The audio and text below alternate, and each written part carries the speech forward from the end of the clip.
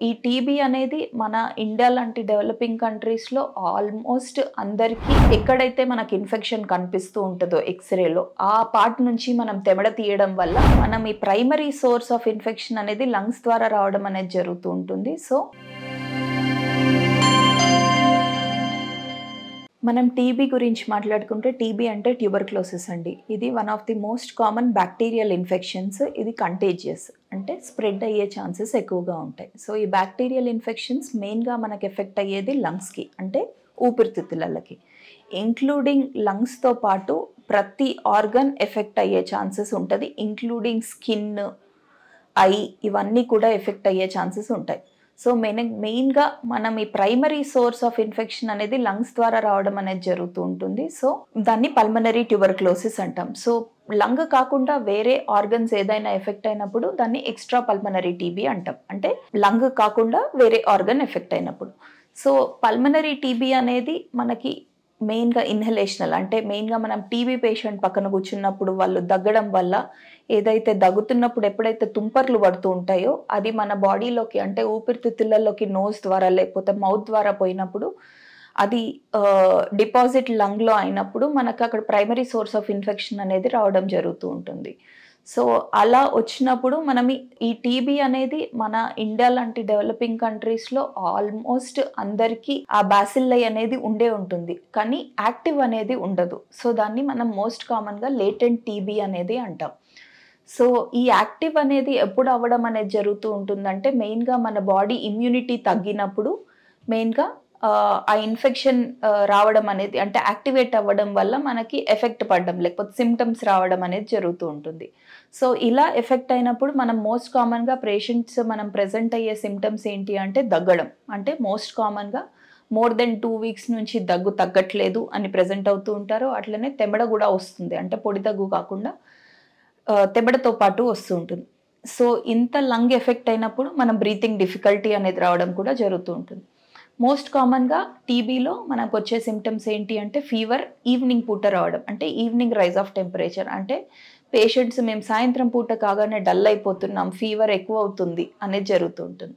అదే కాకుండా మనం ఆకలి లేకపోవడం లేకపోతే బరువు తగ్గడం అనేది జరుగుతూ ఉంటుంది.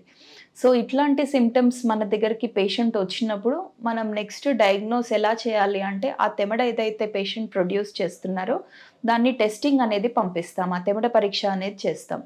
సో ఆ తెమడ పంపించినప్పుడు మనకి ఏఎఫ్‌బి యాసిడ్ ఫాస్ట్ బాసిల్లై అనేది డిటెక్ట్ అయినప్పుడు మనకు టీబీ కన్ఫర్మేషన్ అనేది చేయడం జరుగుతుంది.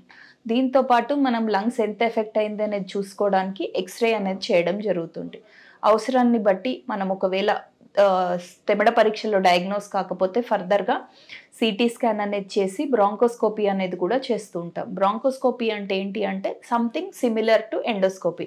మనం ఎలా అయితే ముక్కులో నుంచి పైపేసి ఊపిరితిత్తులలోకి పంపించి అక్కడ నంజు ఎక్కడైతే ఇన్ఫెక్షన్ ఉందో ఆ నంజు తీసి అది టెస్టింగ్‌కి పంపిస్తూ ఉంటాం. సో అది మోర్ కన్ఫర్మేటివ్ ఉంటది. ఎందుకంటే ఎక్కడైతే మనకి ఇన్ఫెక్షన్ కనిపిస్తూ ఉంటదో ఎక్స్‌రేలో ఆ పార్ట్ నుంచి మనం తెమడ తీయడం వల్ల మోర్ అక్యురేట్‌గా పాజిటివ్ వచ్చే ఛాన్సెస్ ఎక్కువగా ఉంటాయి. సో అలా మనం టీబీ అనేది డయాగ్నోస్ చేయడం జరుగుతూ ఉంటుంది.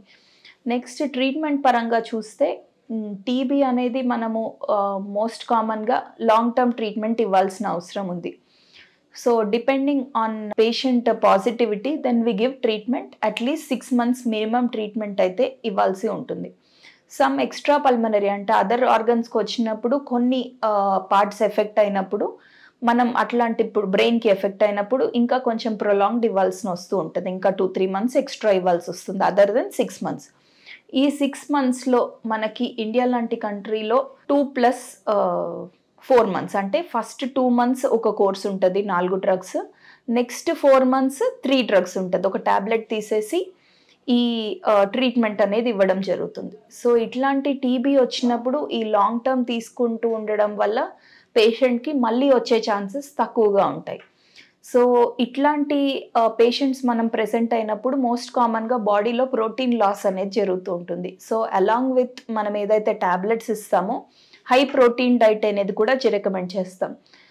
అలాంగ్ విత్ ప్రోటీన్ పౌడర్స్ మనం పేషెంట్కి ప్రోటీన్ డైట్ కూడా తీసుకోమని చెప్తూ ఉంటాం, which is most commonly available in boiled eggs, లేకపోతే చికెన్ తీసుకోమని చెప్తూ ఉంటాం, లేకపోతే సోయా, లేకపోతే పన్నీర్, ఇట్లాంటి దాంట్లో అయితే మనకు ప్రోటీన్ కంటెంట్ ఎక్కువగా ఉంటుందో అట్లాంటి ప్రోటీన్ ఫుడ్స్ తీసుకోవడం వల్ల మనకి బాడీలో ఇమ్యూనిటీ అనేది పెరిగి ఈ ప్రోటీన్ మళ్ళీ సోర్స్ మనం ఏదైతే ఉందో అది మళ్ళీ బాడీకి ఇవ్వడం వల్ల పేషెంట్స్ మళ్ళీ వెయిట్ గెయిన్ అయ్యే ఛాన్సెస్ ఉంటాయి. దాంతోపాటు మనకి బాడీ కొంచెం రికవర్ అయ్యే ఛాన్సెస్ ఫాస్టర్గా ఉంటుంది. సో మనం ఇది ప్రివెంట్ చేయడానికి ఏం చేయగలుగుతామంటే మెయిన్గా మనం పాజిటివ్ ఏదైతే పేషెంట్స్ ఉంటామో వాళ్ళ దగ్గర పోయినప్పుడు మనం మాస్క్ అనేది పెట్టుకోమని చెప్తాము మెయిన్గా. బికాజ్ ఆ తుంపర్లు మనలో పడినప్పుడు బాడీలో లోపలికి వెళ్ళి అది యాక్టివ్, మనం ఎప్పుడైతే మనం డల్ ఉంటామో లేకపోతే బాడీ ఎప్పుడైతే ఇమ్యూనిటీ తగ్గుతుందో అది యాక్టివేట్ అయ్యే ఛాన్సెస్ ఎక్కువగా ఉంటాయి. సో మనం అది ప్రివెంట్ చేయడానికి మెయిన్గా మాస్క్ పెట్టుకోవడం అనేది చేయడం రికమెండ్ చేస్తాం.